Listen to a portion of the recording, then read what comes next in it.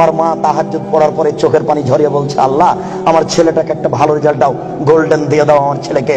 এইভাবে তোমার মা রাতের অন্ধকারে চোখের পানি অঝর নয়নে ঝরিয়ে কাঁদছে। তুমি যখন থাকো না তখন তোমার মা মোবাইলে প্রেমের গল্প করে। তোমার মা কিয়ামত পর্যন্ত কাঁদলেও তার কথা কবুল হবে না। আমি অনবাদক, আমি বুঝাতে পারলাম না।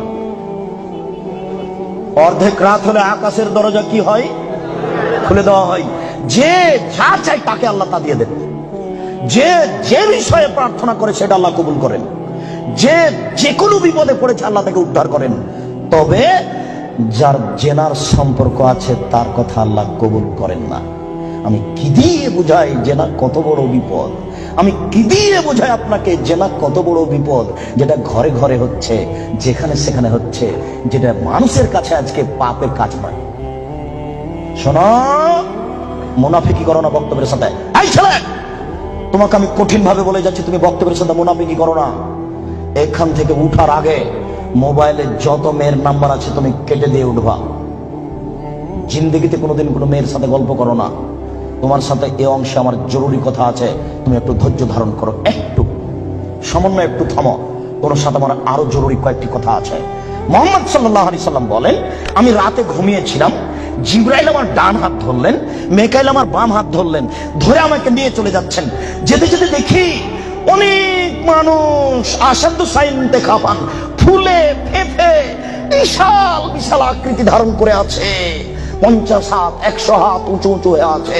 ওয়ান্তানাহু রিহান, দুর্গন্ধে টিকা যায় না, এত গন্ধ।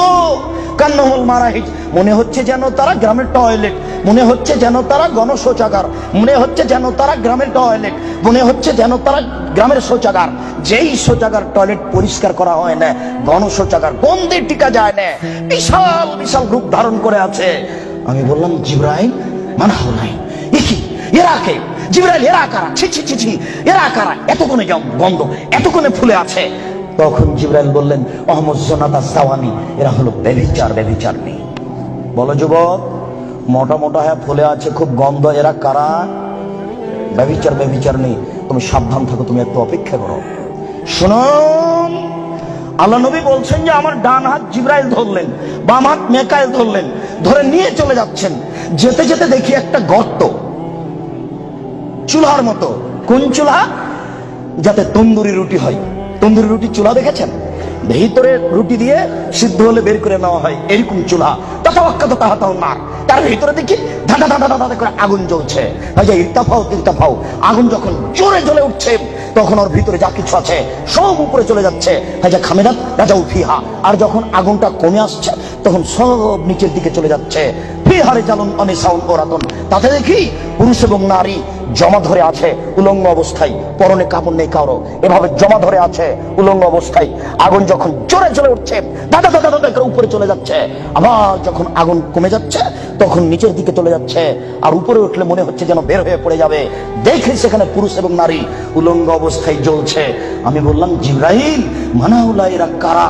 তখন জিবরাইল বললেন, আহমদ জনাত, তারা হলো ব্যভিচারী।